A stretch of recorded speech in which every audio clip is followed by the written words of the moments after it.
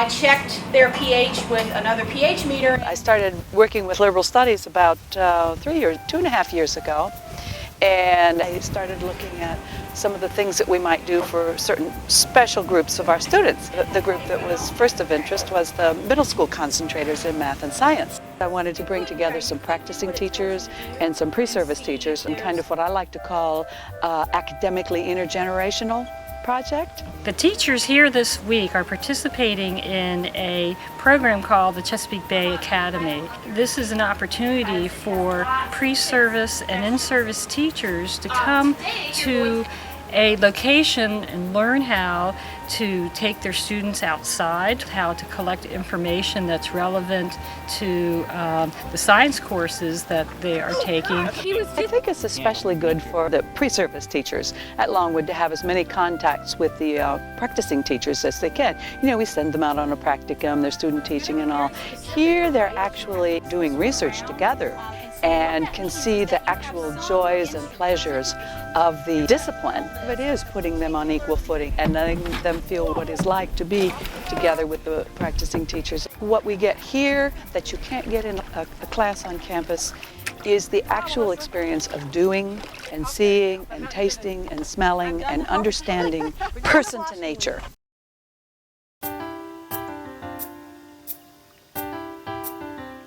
We went into Warsaw, and the students were there on what we call place as text explorations.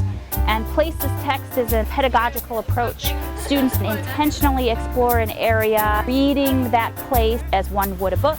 We divided them into a bunch of different groups, and they are exploring the town. They've all gone in different directions. So they've been instructed to kind of get a sense of the area and talk to the locals about what it's like to live here and how it changes at different points of time in the year. Trying to gain an understanding of a community and how the place affects their daily lives. We were making some observations about the water quality of the two creeks that feed from Whole Springs Farm into the Chesapeake Bay. We looked at things like temperature, dissolved oxygen, pH, salinity, turbidity, nitrates, and phosphates, and trying to draw some conclusions from the data. And it was really just an exercise in getting the students comfortable with what water quality parameters are and how you might go about measuring them with methods that are easy and inexpensive. Most of them haven't really considered the issues that we're talking about with regard to the bay. So we're trying to give everybody in the class a taste of something that they may not have had before. The students involved in SOLstice were out. We had them out sampling the living shoreline at Whole Springs Farm, and that involved them using a variety of standard techniques that are used to sample aquatic communities. So the throw trapping that they were doing is a technique that's often used in shallow waters to sample animals that live in shallow waters and on the inside of the living shoreline, and by using that throw trap they can sample the animals that live in that marsh. We also had them do seining, which usually is a technique used out in deeper water to sample fish that are on the outside of the living shoreline. The students got to see what fish were actually in the water, and we categorized them, and then we actually looked at the data that we collected from the actual sampling that took place. By exploring these techniques and seeing how the data is actually collected, I think they have a better appreciation that they can take to their classrooms in the future of how science works.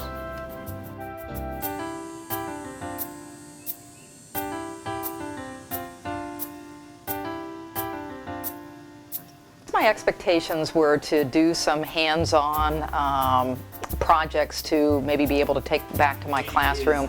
I knew it was also connected with pre-service teachers, and so I knew that there was going to be a connection between what the students were learning and the practicing teachers were already doing. I was looking for an opportunity to find ways to connect this region in particular and this watershed to my students who are far away. So how can I connect them to this region that's so beautiful and so important that they don't see that often? Being with the college students, it gives me kind of an appreciation for what I need to maybe get my own students prepared for as far as their entry into college, and trying to get some of the pieces in place for my middle school students to be able to do that. And hopefully being able to convey to my students a whole picture instead of just one aspect of it, just the biology of the critters or just the chemistry of it, but the whole region and how it works all together.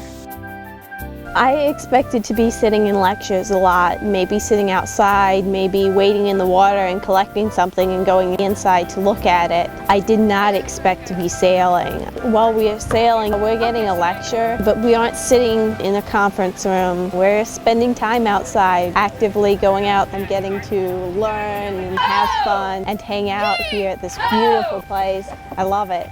It seemed like a great opportunity to learn more about the Chesapeake Bay because I didn't really know a lot about it. Oh, it's definitely met my expectations. This is a wonderful area to be in. All the professors are amazing.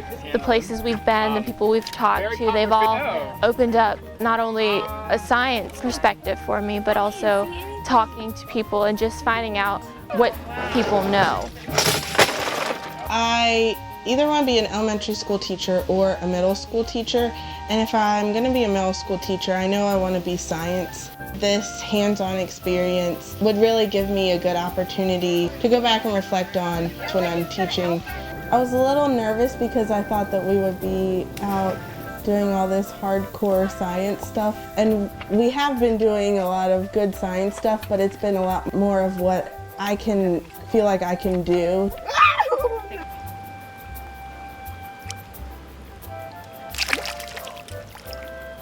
I would tell them to talk to the students who were here this year.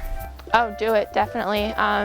It's been a great experience. I've learned a lot already and we're only halfway through the second week. I definitely, if you're looking into teaching and you want to know more about the Bay, even this is specifically for teachers, but if they had it for people who weren't teachers, I would recommend it. Hands-on experiences for me are very important and valuable in the way I learn. So having these opportunities is very important and valuable to me as well.